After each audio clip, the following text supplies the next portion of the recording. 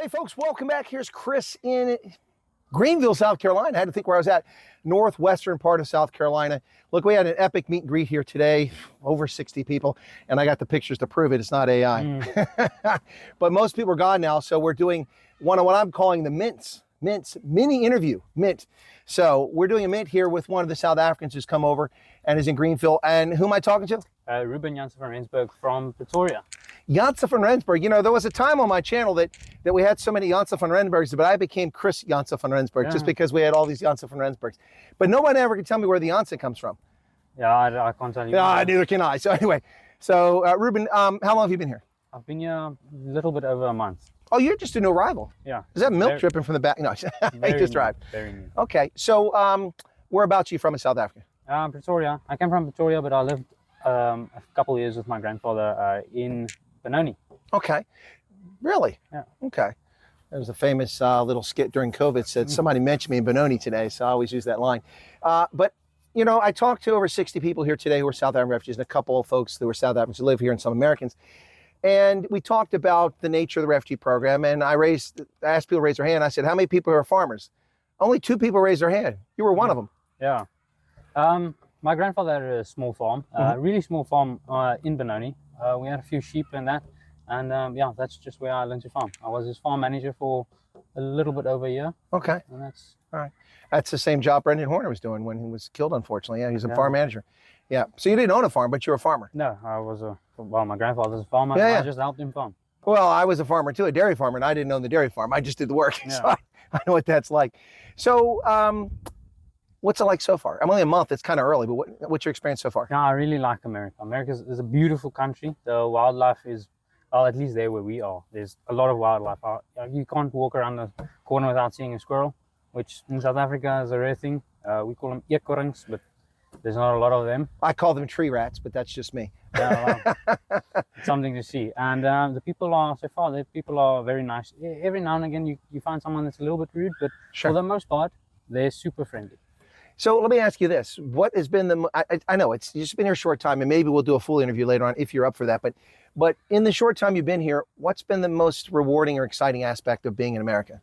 Yeah. And don't tell me soccer, please don't tell me that. It's No. FIFA World Cup, I don't want to hear that. No, I don't. We lost the first match. Bafana, yeah, I saw that. That was pretty ugly. I can play goal better than that. Shh, don't tell them I'm not trying to play. Yeah, I don't play soccer, so I don't know. I'm a rugby guy. What about you? Yeah, rugby. No, okay, 100%. There you go. Definitely not cricket, but rugby. Yeah. But so what's the most exciting or best rewarding thing so far? The best rewarding thing I'd say is, well, I can't really say because I've only been here for a month. It's tough, yeah. The most exciting thing for me when I got here was going to a Walmart. I mean, I know people say. Well, I mean, there's a Walmart in Benoni now. Yeah, but that's not the same. No, it's not the same. It's got a bunch of stuff you get from Temu and Shein. Yeah, it's got a bunch of stuff.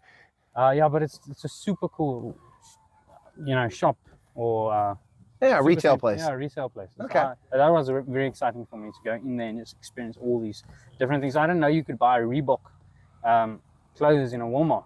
Oh, you can buy pretty much anything in Walmart. There in South Africa, you need to go to a specialized shop. Well, that's true because they're way overpriced. Not that they're cheap here, but they're way overpriced there. But you can also get stuff like that in the warehouse places like Costco and Sam's Club and BJ's. You can find stuff like that. We were at a Costco recently. What did you think, Costco? Crazy. It's too busy. Yeah, there's a lot of people there, but it's a super cool shop as well. If you got money, you can spend it there. That's for darn sure. sure. No, definitely. So you're a rugby fan. Which club do you support?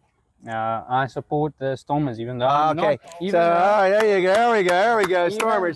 Even though I'm not from Cape Town, or I'm not from Cape Town. I'm supposed to be a Blue Bull, but no, I want the Stormers. I like the Stormers.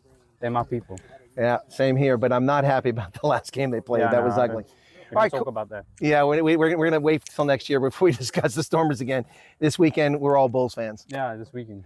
Yeah, this weekend coming up, we're all Bulls fans on the 19th, so we want to see the Bulls win this thing, the URC. They've been there 3 times and they've flubbed it. This is their time. This is their year, hopefully. So, do you want to get back into farming, or you want to try something else? How old are you, by the way? I'm 20 this year. I'm turning 21 in September. Okay. Do you want to get back into farm? Do you want to do something else? Really, I don't mind. I always tell my family whatever pays the most. Okay. At the end of the day, that's the bottom line. But let's can I offer you some advice? Because you're 20. Yeah. Okay. You don't have to take it. No, I'll take your advice. Okay. All right. You're young. Set a little bit aside that you won't miss. If it's $2, put aside to save and invest. If it's $20 and you can afford it, pay your bills, take care of business, enjoy life, relax, travel if you need to, but put a little bit aside. At the age of 20, if you do that, that money will pile up. And when you're 65 or 70, you'll be sitting on easy street. Yeah, no. I mean, unless the world collapses and we have nuclear disaster, something like that. or like President Trump said, nuclear dust. Anyway, no, but seriously, it doesn't take much. Most people don't listen. If you start at 20, it doesn't take a lot of money. And that money, that $2 becomes a lot more after 40 years. Yeah. Yeah. So some advice there. All right. Well, what are you looking forward to now? I mean, other than, I suppose, probably getting a job, or you think about going to school or something like that, or just going to work? Maybe go to school. I'm still weighing my options. I'd like to look at it, but I'm not actually quite sure. But for now, getting a job is my main priority and my main excitement to be in America. Okay. And then possibly just grow myself. The opportunity here to build something that's of value is much greater than it is in South Africa. For example, property prices in South Africa are outrageous compared to America, even though the American market is a little bit higher than it was a couple of years ago. Yeah, it is a lot higher than it was a few years ago. Yep. It's still manageable. Okay. Is there anybody back home you want to say hi to or send any greetings to? My mother. I'm sure she's going to watch this video. Hello, Mama. Just your mom? That's it? Yeah, just my mom. And my Oma also. Oh, your Oma. Okay. Yeah, if I don't say something to her, she's gonna. Yeah, call me. I'm trying to help you here. I don't want you to get in trouble back home. All right. Well, okay. So you said hi to Oma. Okay. What about it's early days for you, just a month over here, but do you have any regrets? I mean, coming over? No. I've me and my family actually spoke about this morning. The family that's here with me. So far, I've never regretted a single moment coming to America. Well, that's good to hear. Do you have any advice? Because yesterday I had junior refugees on. I had a 5-year-old and a 7-year-old. First time I've interviewed those folks, and usually I give people a bit older. I have had some folks your age, but not a lot. So you used to be the young refugees. Now you're middle-aged compared to the 5 and 7-year-old. So as a middle-aged refugee at 20, do you have any advice or recommendations for anybody back home? I don't know. Listen to what this guy's saying about the refugee program, because most of what he's saying is 100% true to what I have experienced so far.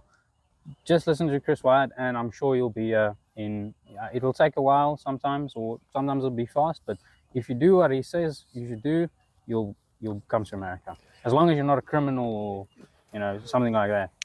Well, I appreciate that. That's very kind of you. Unfortunately, all I have is a 20. Will that be enough for that endorsement? I don't want your money. Do you have a charge play for a credit card? No, not your money. And I didn't pay for that free press, but thank you so much for that, Reuben. All right, folks, thanks a lot for tuning in. This is one of our mints. I hope you enjoy it. It's not a breath mint. It's not. What's the one? The fresh maker. What's the one? Mentos. It's not Mentos, not a Mentos, but just a mini interview. So I want to thank Reuben for coming on and sharing his thoughts with us, and maybe we'll get him on for a longer interview from distance back in the studio at some point. But it's a pleasure meeting you today, Reuben. Bye-bye, Donkey. Pleasure to meet you as well. All right. Thank you. Cheers, everybody.